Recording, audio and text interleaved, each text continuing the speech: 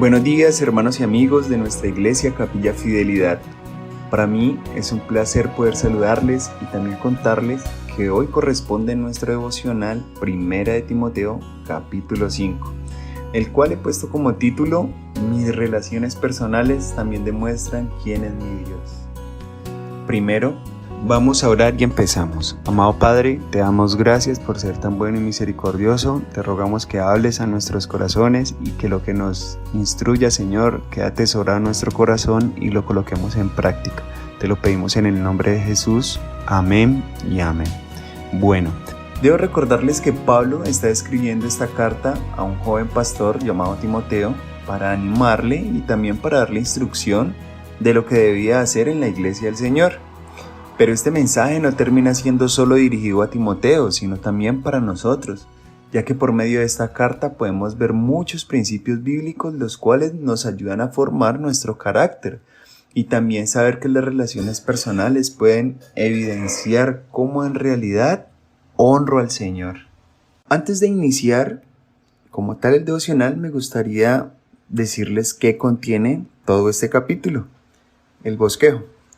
De los versículos del 1 al 3, vemos cómo se debe tratar a todos dentro de la iglesia, desde él o la más joven hasta él o la más anciana.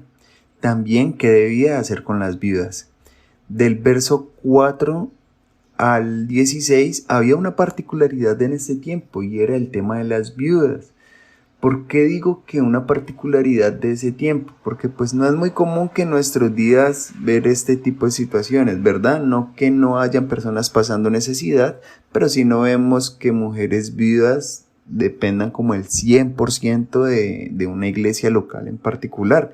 Puede que los haya, tal vez de pronto no es nuestro caso o tal vez yo no lo sepa.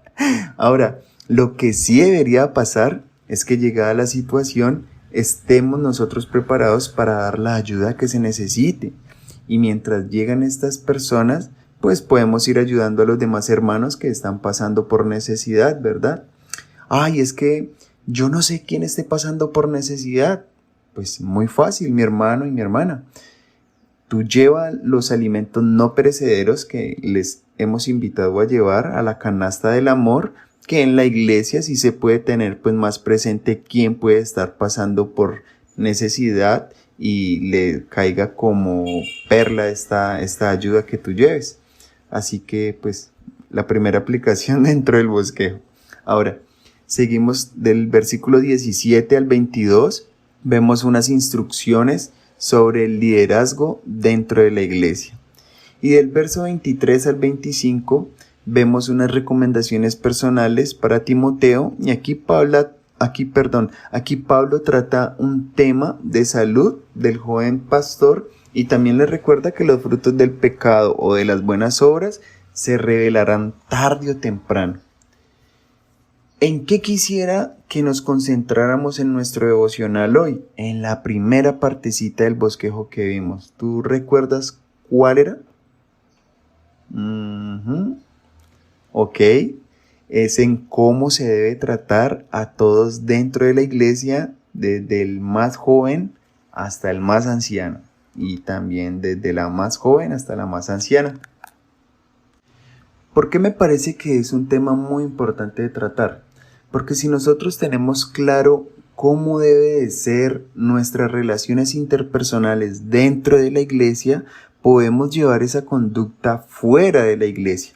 En otro sentido, si ni en la iglesia tratas bien al que llamas tu hermano, pues mucho menos vas a tratar bien a alguien por fuera de la iglesia, ¿verdad? Es decir, si en la iglesia, que es cuando nosotros demostramos ser más espirituales aún de lo que ya somos, hola hermanito aquí, hola hermanito allá, con permiso, bien pueda hermano. Si hay fila para comprar alguito después del servicio, no hermanito, pase usted primero, etcétera, etcétera. Ahora imagínese usted, qué hermanito ni qué hermanito, haga para un lado que usted no me deja pasar. Oiga, cuidadito y se va a colar en la fila. Imagínese usted si ni siquiera dentro de la iglesia se nos da Imaginémonos cómo podríamos ser por fuera, que la gente sí intencionalmente está queriendo es salir adelante en todo y llegas a colocarte a la par de la conducta de ellos, de una persona que no tiene a Cristo en el corazón, no sabe qué es el amor abnegado, no sabe qué es la paciencia, no sabe qué es colocar la otra mejilla, etcétera. Pues déjame decirte que estás en problemas y estoy en problemas y si reacciono de este modo. Así que más bien debemos empezar por casa. Debemos empezar por la iglesia también, a permitir que Dios pula nuestro carácter y vas a ver cuántas situaciones nos podemos evitar a donde sea que vayamos. Ahora, leyendo esta parte del capítulo, a mi mente venían dos situaciones bíblicas. La primera es cuando el Señor habla acerca del amor hacia los enemigos. Mateo 5:43 al 48. Bueno, va desde el verso 38 hasta el 48, pero vamos a verlo desde el 43. Cuando él empieza diciendo, oíste que fue dicho, amarás a tu prójimo y aborrecerás a tu enemigo. Y aquí haciendo un breve paréntesis, yo pienso que qué bien se nos daría esta parte si hasta aquí fuese vigente este mandato, ¿cierto? Porque qué fácil se nos da pues amar a nuestro prójimo, a las personas que queremos, que estimamos, y qué fácil se nos daría aborrecer a las personas que nos caen mal. Yo creo que cumpliríamos ese mandato al pie de la letra, pero gracias a Dios, Él no llegó hasta allí. Y otro puntico también, entre paréntesis, es que la ley mosaica ordenaba amarás a tu prójimo, lo dice Levítico 19:18. Sin embargo, algunos maestros en los tiempos de Jesús añadieron una aplicación, pues obviamente errónea y maligna, y para hacerlo equitativo decían, pues si amas a tu prójimo también puedes aborrecer a tu enemigo. Pero sabemos que no era así. Bueno, cierro paréntesis y continúo con el verso 44 que dice, pero yo os digo, amad a vuestros enemigos, bendecid a los que os maldicen y haced bien a los que os aborrecen, y orad por los que os ultrajan y os persiguen, para que seáis hijos de vuestro Padre que está en los cielos, que hace salir su sol sobre malos y buenos, y que hace llover sobre justos e injustos. Porque si amáis a los que os aman, ¿qué recompensa tendréis? ¿No hacen también lo mismo los publicanos, es decir, los incrédulos? Y si saludáis a vuestros hermanos solamente, ¿qué hacéis de más? ¿No hacen también así los gentiles? Sed pues vosotros perfectos, como vuestro Padre que está en los cielos es perfecto. La pregunta que surge inmediatamente para mí es ¿cómo estoy tratando a mis hermanos dentro de la iglesia? Porque si esto debería hacer con una persona a la cual probablemente le llame enemigo, pues si a mi hermano debo de tratarlo muchísimo mejor. Debo de ser una persona más amena con él, una persona que le demuestre el amor que Cristo me ha dado a mí, se lo demuestre a él. Una persona que demuestre el amor que el Señor me ha mandado a tener por mi semejante. Y para aclarar también recordemos que nuestro semejante es cualquier persona que nos rodea, ¿verdad? Y volvemos al mismo punto. Si no trato bien a los de casa, ¿cómo entonces estaré tratando a los de afuera? Y por si fuera poco, nuestro Señor lleva la situación más allá como siempre. Piensa en esa persona que no es de tus afectos, que si por ti fuera preferirías ni verla. A esa persona el Señor quiere que tú ames, y si pensaste en alguien, pues ya sabes qué acciones debes de tomar. Es que no, esa persona me trata mal. El Señor te está diciendo, bendice a los que te maldicen, haz bien a los que te aborrecen.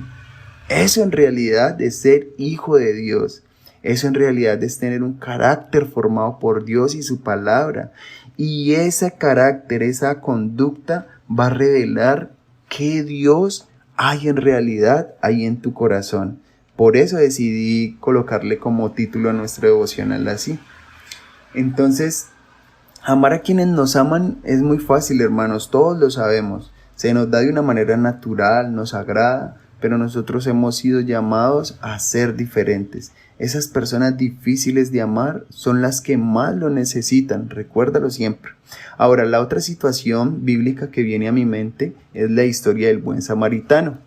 Y si bien cuento con que recuerden cómo es la historia del buen samaritano, quisiera recordarles por qué surge que Jesús les narre esta historia.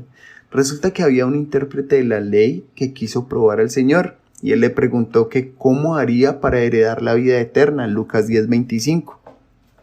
El Señor le pregunta que qué está escrito en la ley, cómo lees, cómo la entiendes, está diciendo.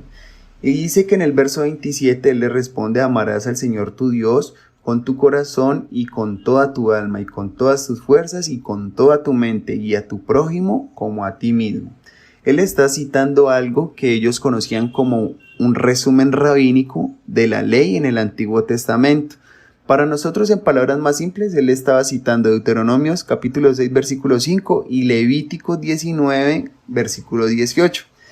Pero si la pregunta era cómo heredar la vida eterna en la primera parte, ya él debería ser consciente que estaba en problemas.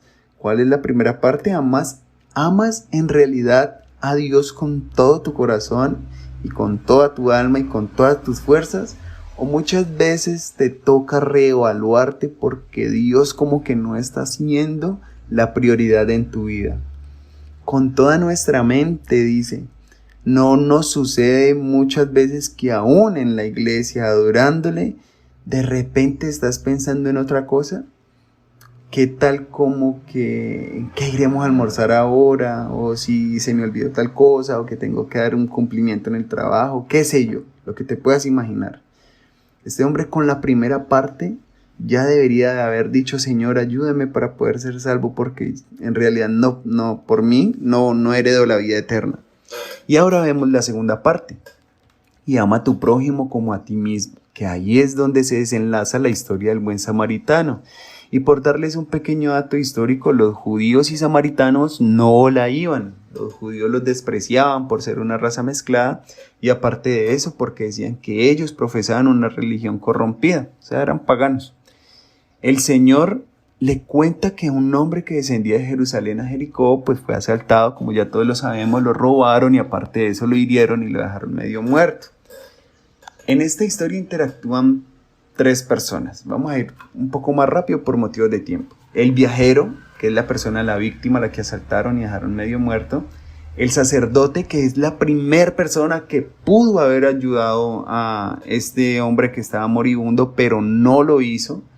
Pasó de largo. Él sabía tal vez que si tocaba un muerto, no sabía si estaba muerto o no, pero duraría 7 días en estado de impureza y no podría servir.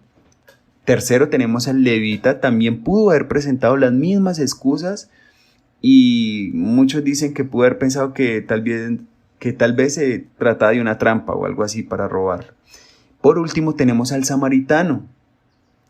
La audiencia que tenía Jesús en ese momento esperaría que dijera que él también pasó de largo o que lo terminó de robar, pero no fue así.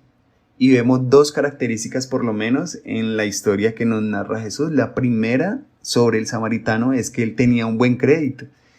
¿Recuerdan que el mesonero estuvo dispuesto a fiarle? Él le dice: lo que necesitas, dáselo, que si te falta yo te pago. Siendo otro, el mesonero diría: no, este hombre me va a dejar aquí moribundo y tras del hecho se va a ir sin pagarme. ¿Qué tal que me lo deje muerto y aparte de eso no me pague los medicamentos que yo gasté en él?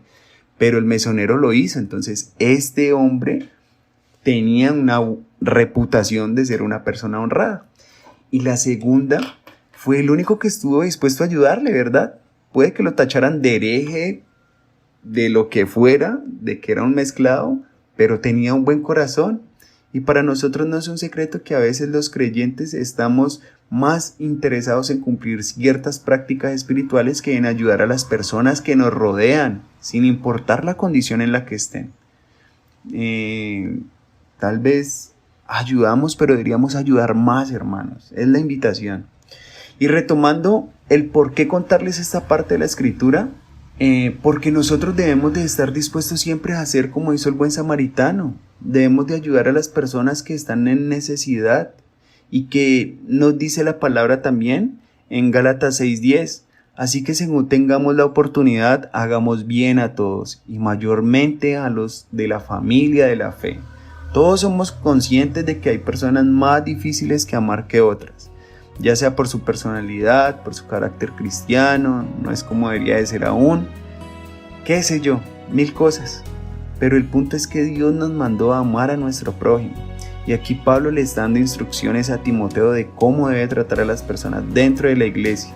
Y con este devocional les quería recordar cómo debemos amarnos también los unos a los otros.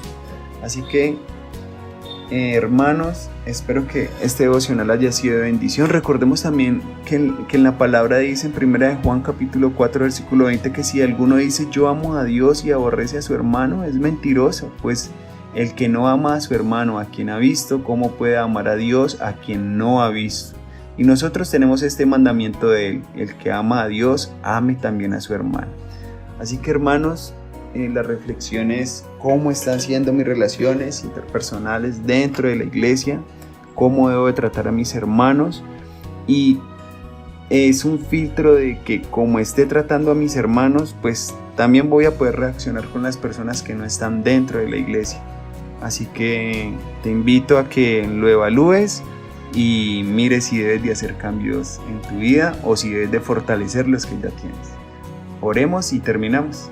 Amado Dios, te damos gracias por tu gran amor y bendición, gracias por habernos hablado por medio de tu palabra. Te bendecimos y te damos gracias en el nombre de Jesús. Amén y amén.